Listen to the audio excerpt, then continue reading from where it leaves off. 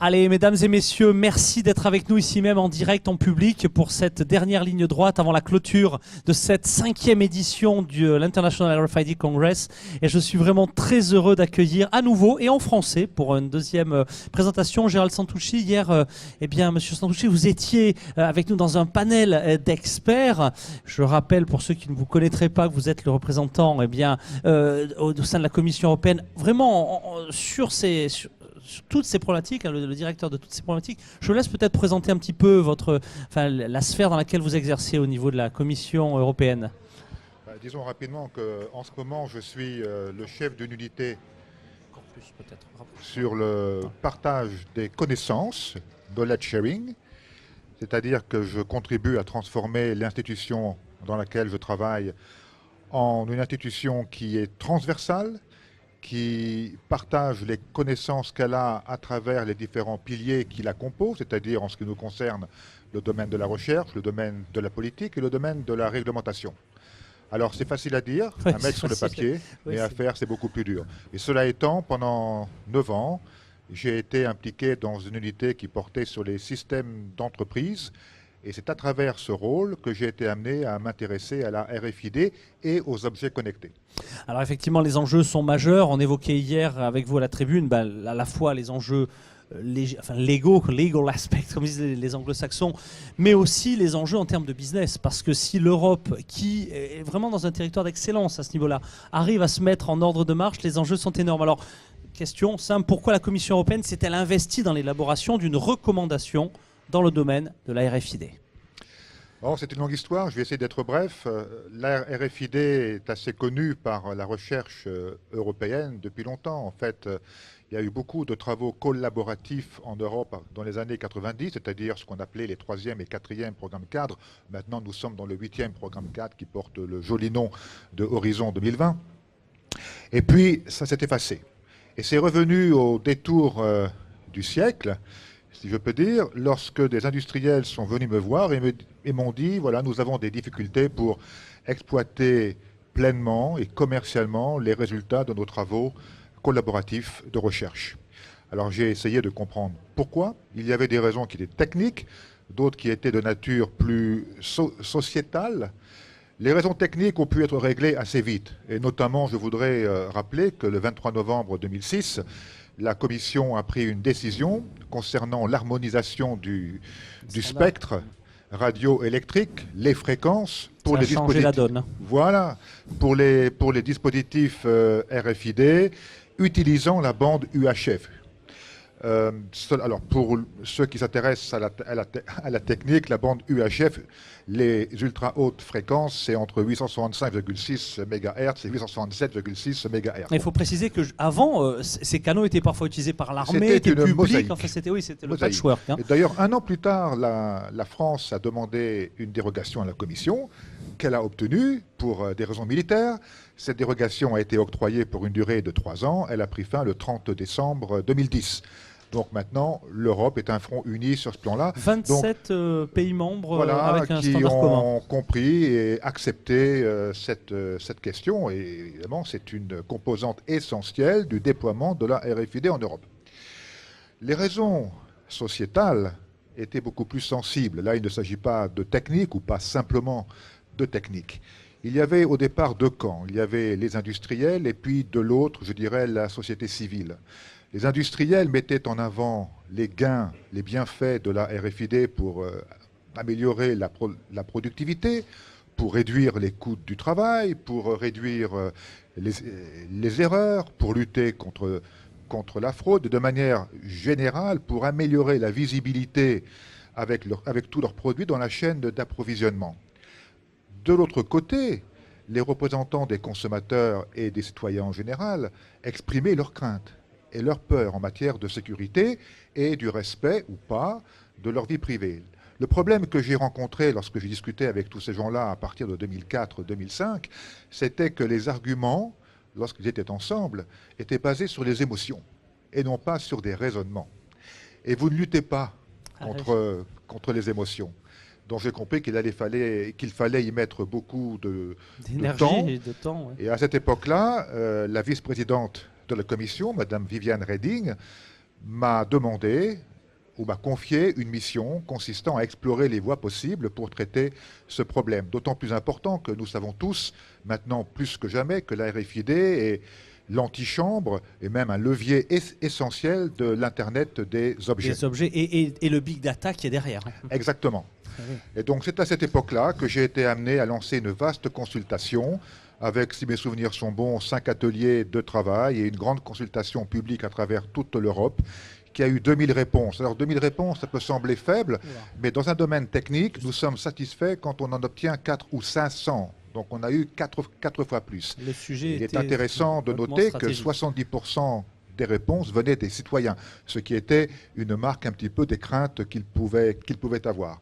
Voilà, donc 2006, ça a été le lancement de tout ce travail qui a amené à une communication en 2007, puis à une recommandation en mai 2009. Alors justement, quels sont les points saillants de la recommandation adoptée par la Commission, donc le 12 mai 2009, date importante pour notre industrie?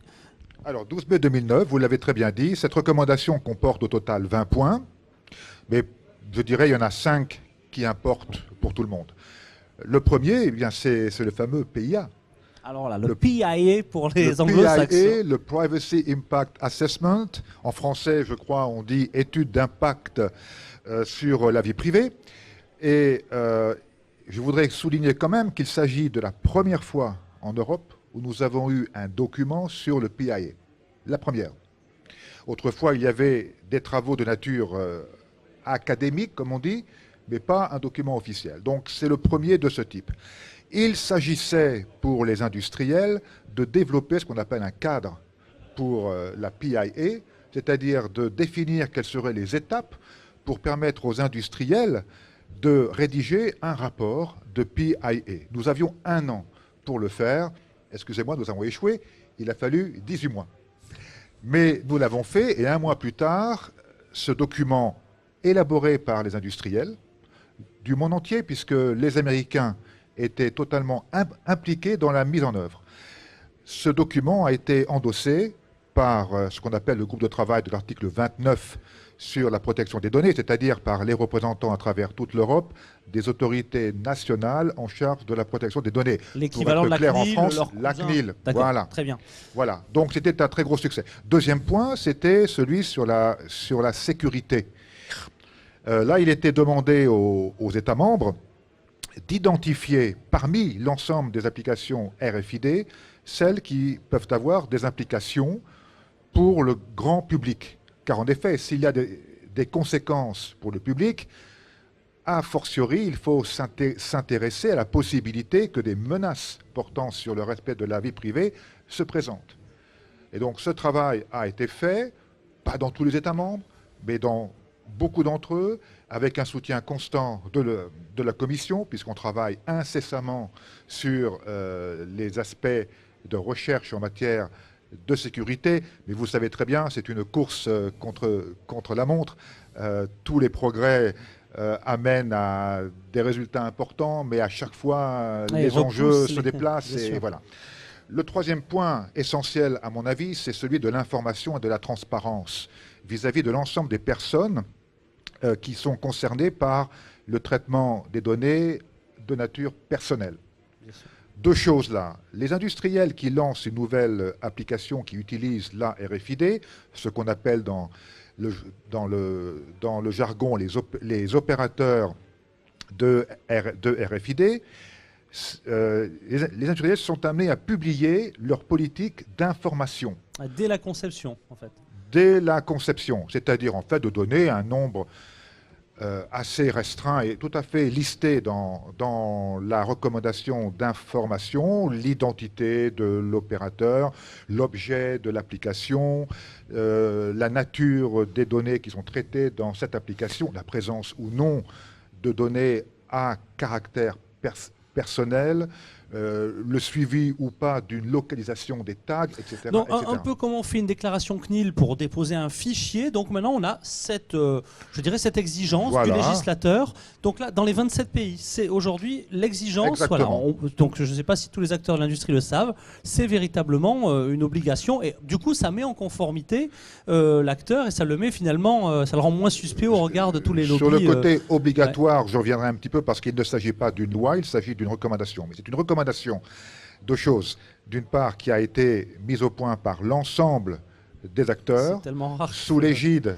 de la Commission européenne et qui est une interprétation, dans le cas particulier de la RFID, d'un arsenal réglementaire qui est, comme vous le savez très bien, la loi européenne, la directive, comme on dit, sur la protection des données de 1995. Donc, c'est quelque chose de très fort. Le deuxième élément en matière d'information, c'est le signe européen commun. Alors, j'ai toujours voulu parler de signe et pas de logo, comme on le fait souvent, parce que pour moi, il ne s'agissait pas d'une marque privée, mais bien d'un signe européen tout à fait neutre. Et donc, il doit y avoir pour la transparence l'information selon laquelle, lorsque les gens se rendent dans un espace public, il y a la présence de lecteurs RFID. Ensuite, il nous a paru important de donner un exemple d'application RFID. Et nous avons choisi celui du commerce de détail à l'époque. Pourquoi? D'abord, c'est un secteur extrêmement important en Europe, en termes de vente, en termes de croissance, en termes aussi d'emploi. Ensuite, parce que c'était dans ce secteur que se cristallisaient le plus à cette époque-là les craintes des consommateurs et des citoyens. On se souvient que vers 2004-2005, il y a eu des manifestations aux États-Unis avec Walmart, en Angleterre avec Tesco, en Allemagne avec Metro, en France avec Carrefour, etc. Donc il fallait prendre ça en compte. Et nous l'avons fait en demandant que, dans le cas du commerce de détail au moins, le signe européen commun soit non pas simplement là pour indiquer la présence de lecteurs, mais aussi pour indiquer la présence de tags sur les objets achetés. Donc ça a été tout un débat difficile, hein, vous imaginez bien, mais ça a été fait avec beaucoup de soin et ça a été validé cette année par une norme européenne qui explique aux acteurs comment utiliser un tel signe. Le dernier point que je souligne un peu pour la forme, c'est l'importance des campagnes de sensibilisation. Car en effet, si nous sommes là à Marseille pour le congrès, c'est évidemment pour avoir des débats entre nous, mais c'est aussi pour passer des messages à l'extérieur vers les consommateurs, les citoyens, pour leur dire la RFID ne doit pas faire peur, c'est une technologie moderne, c'est la partie qui nous entraîne vers l'Internet des objets qui se profilent, que l'on voit déjà dans beaucoup d'applications de la vie quotidienne, mais sachez tous que les problèmes de la RFID ont été identifiés et sont traités. Ils sont effectivement sous l'œil attentif de la Commission. À titre personnel, quelle leçon principale tirez-vous personnellement de la période durant laquelle la Commission a œuvré à la définition de sa recommandation?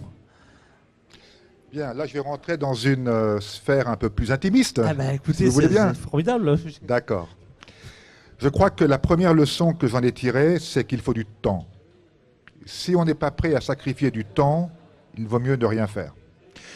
Entre le moment où le mandat sur les normes RFID a été lancé, le moment où les résultats ont été acquis, il s'est écoulé 3 ans et demi.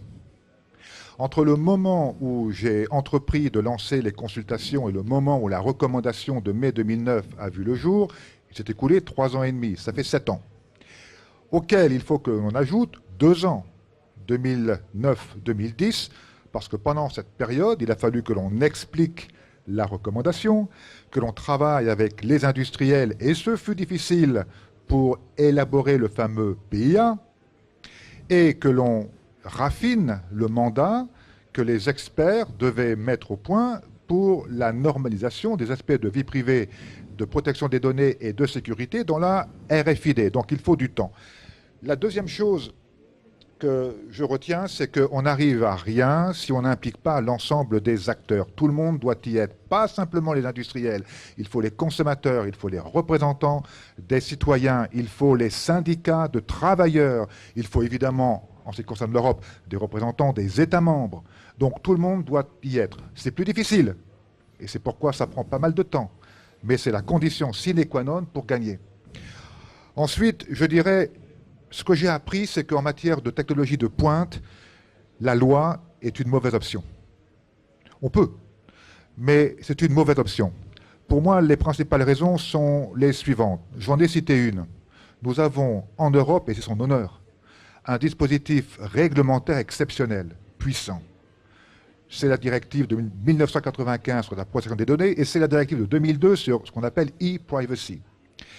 Mais deuxième raison, la technologie, elle évolue très vite. Pour faire une loi en Europe, il faut de 3 à 5 ans. Quand la loi, elle prend effet, elle est obsolète, c'est-à-dire pratiquement inapplicable. Ça n'a pas de sens. Ensuite, si on empile les lois les unes sur les autres, c'est un travail considérable et c'est du temps que l'on passe à ne pas faire autre chose. Et puis, je crois qu'il faut donner de la souplesse.